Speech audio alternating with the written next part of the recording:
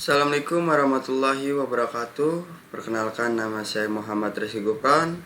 Saya mahasiswa Universitas Pancasabda Bekasi, Fakultas Ekonomi dan Bisnis, Program Studi Manajemen. Kali ini saya ingin mengerjakan tugas UAS mata kuliah Manajemen Sumber Daya Manusia 1 dengan dosen pengampu Bapak Joni Tesmanto SOS MM. Ya, kali ini saya ingin menjelaskan tentang teori motivasi MSDM, yaitu Manajemen Sumber Daya Manusia. Yang pertama itu pengertian motivasi. Motivasi kerja merupakan pemberian dorongan ini dimaksudkan untuk mengingatkan orang-orang atau karyawan agar mereka bersemangat dan dapat mencapai hasil sesuai dengan tuntutan perusahaan. Oleh karena itu, seorang manajer dituntut pengenalan atau pemahaman akan sifat dan karakteristik karyawannya. Suatu kebutuhan yang dilandasi oleh motif dengan penguasaan manajer terhadap perilaku dan tindakan yang dibatasi oleh motif. Maka manajer dapat mempengaruhi bawahannya untuk bertindak sesuai dengan keinginan organisasi atau perusahaan. Selanjutnya yaitu di sini ada teori motivasi. Teori motivasi ini dikelompokkan menjadi dua kelompok, yaitu teori kepuasan, yaitu konteks teori, dan teori proses, yaitu proses teori. Teori ini dikenal dengan nama konsep hygiene, yang mana cakupannya adalah yang pertama yaitu isi pekerjaan. Hal ini berkaitan langsung dengan sifat-sifat dari suatu pekerjaan yang dimiliki oleh tenaga kerja, yang isinya meliputi prestasi, upaya dari pekerjaan atau karyawan sebagai aset jangka panjang dalam menghasilkan sesuatu yang positif di dalam pekerjaannya. Pengakuan pekerjaan itu sendiri, tanggung jawab, pengembangan potensi individu. Yang kedua itu faktor higienis. Suatu motivasi yang dapat diwujudkan seperti halnya gaji dan upah, kondisi kerja, kebijakan dan administrasi perusahaan, hubungan antara pribadi, kualitas, supervisi, pekerjaannya, pengakuan pekerjaan itu sendiri, tanggung jawab, pengembangan potensi individu. Selanjutnya yaitu fungsi-fungsi pengintegrasian manajemen sumber daya manusia. Fungsi pengintegrasian merupakan salah satu fungsi operasional manajemen sumber daya manusia yang sangat penting. Fungsi pengintegrasian dapat didefinisikan sebagai suatu kegiatan menyatupadukan antara keinginan karyawan dengan kepentingan perusahaan manajemen, agar tercipta kerja sama yang dapat memberikan kepuasan serta suatu usaha untuk mengelola konflik yang terjadi di dalam perusahaan. Fungsi pengintegrasian merupakan fungsi yang sangat penting karena fungsi ini berkaitan dengan persatuan yang terdapat dalam perusahaan organisasi. Selain itu, fungsi ini juga merupakan salah satu kunci untuk mencapai hasil yang baik bagi perusahaan dan juga bagi karyawan. Pihak perusahaan atau manajemen menyadari bahwa bagaimana pentingnya mempunyai hubungan yang harmonis dengan bawahannya, bahwa tanpa bantuan mereka pekerjaan tidak dapat berjalan dengan lancar.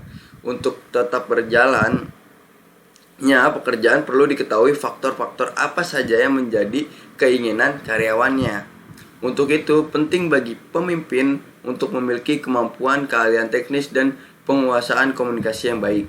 Di samping itu, pemimpin harus mempunyai pemikiran yang dinamis yang dapat menganalisa secara efektif manfaat suatu kebijakan tindakan yang dilakukan oleh perusahaan organisasi yang dipimpinnya sehingga tidak terjadi konflik atau kesalahpahaman yang berujung pada menurunnya produktivitas perusahaan.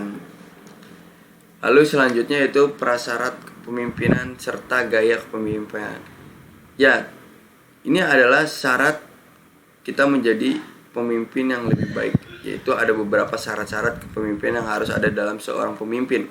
Syarat-syarat tersebut merupakan hal yang pokok yang harus dimiliki seorang pemimpin agar dalam memimpin ia mempunyai kekuasaan dan wibawa sebagai seorang pemimpin.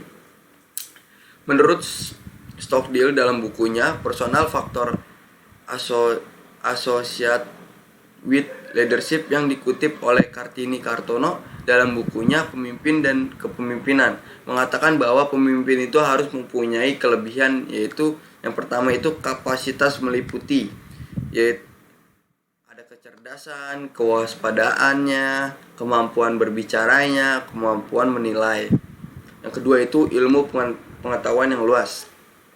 Yang ketiga itu tanggung jawab, mandiri, berinisiatif, tekun, ulet, percaya diri, agresif, dan punya hasrat untuk unggul. Yang keempat itu partisipasif aktif, memiliki sosiabilitas tinggi, mampu bergaul, kooperatif atau suka bekerja sama, mudah menyesuaikan diri, punya rasa humor. Yang kelima itu status meliputi kedudukan sosial ekonomi yang cukup tinggi, populer, yang tinggi, populer, tenar. Menurut kata Kartono 1944. Dari uraian di atas bahwa untuk menjadi seorang pemimpin harus mempunyai kecerdasan, tanggung jawab, serta mempunyai kedudukan sosial yang tinggi dalam suatu masyarakat. Yaitu selanjutnya ada tujuan mengintegrasikan perusahaan dan tenaga kerja. Yang pertama itu ada mengembangkan sistem kerja dan kinerja kerja yang meliputi proses perekrutan, seleksi, sistem insentif, serta pengembangan manajemen dan aktivitas pelatihan yang terkait dengan kebutuhan perusahaan. Yang kedua itu mengembangkan praktik manajemen dengan komitmen tinggi yang menyadari bahwa karyawan atau pegawai adalah stakeholder dalam perusahaan yang bernilai dan membantu mengembangkan iklim kerjasama dan kepercayaan bersama. Yang ketiga itu memastikan bahwa persamaan kesempatan tersedia untuk semua. Artinya ada keterkaitan saling menguntungkan antara perusahaan dengan karyawannya. Selanjutnya itu yang keempat, memastikan bahwa karyawan atau pegawai dinilai serta dihargai atas apa yang telah dikerjakan dan dicapai. Yang kelima, mempertahankan serta memperbaiki kesejahteraan fisik serta mental pegawai atau karyawan. Yang keenam itu menciptakan iklim yang humanis, harmonis, serta produktif yang dapat dipertahankan antara manajemen dengan karyawan atau pegawai. Selanjutnya itu di sini ingin menjelaskan metode-metode yang dipakai pada job value. Secara umum itu job evaluation dibagi menjadi dua, yaitu kualitatif dan kuantitatif. Dan teman-teman bisa simak penjelasan di bawah ini. Yang pertama itu pendekatan kuantitatif. Metode kuantitatif menggunakan fakta berdasarkan data yang dikumpulkan untuk mendefinisikan suatu pekerjaan. Yaitu yang pertama ada point factor. Metode point factor adalah teknik kuantitatif yang umum digunakan. Pendekatan ini memecah pekerjaan menjadi faktor kompensasi yang diidentifikasi selama analisis pekerjaan. Poin diberikan ke faktor-faktor tersebut dan struktur gaji ditetapkan untuk posisi tersebut. Selanjutnya itu yang kedua, comparison factor. Metode perbandingan atau comparison factor itu merupakan kombinasi dari job ranking dan point factor. Langkah pertama adalah mengidentifikasi pekerjaan patokan, yaitu pekerjaan yang dilakukan oleh beberapa individu dalam organisasi. Selain itu, perusahaan harus memiliki faktor kompensasi dan memberikan peringkat semua pekerjaan patokan setelah menyelesaikan analisis faktor. Selanjutnya, perusahaan harus membandingkan pekerjaan dengan lingkungan bisnis untuk perbandingan yang menghasilkan nilai untuk setiap faktor kompensasi. Selanjutnya itu ada pendekatan kualitatif. Pendekatan kualitatif menggunakan observasi atau deskripsi untuk mendefinisikan pekerjaan. Di sini ada menggunakan job ranking. Dalam job ranking itu pekerjaan yang tinggi dalam hierarki perusahaan ditetapkan sebagai nilai yang paling tinggi. Metode ini sangat sederhana tetapi tidak cocok di semua perusahaan. Job ranking membantu menghasilkan perkiraan hierarki pekerjaan yang berbeda dari metode point factor.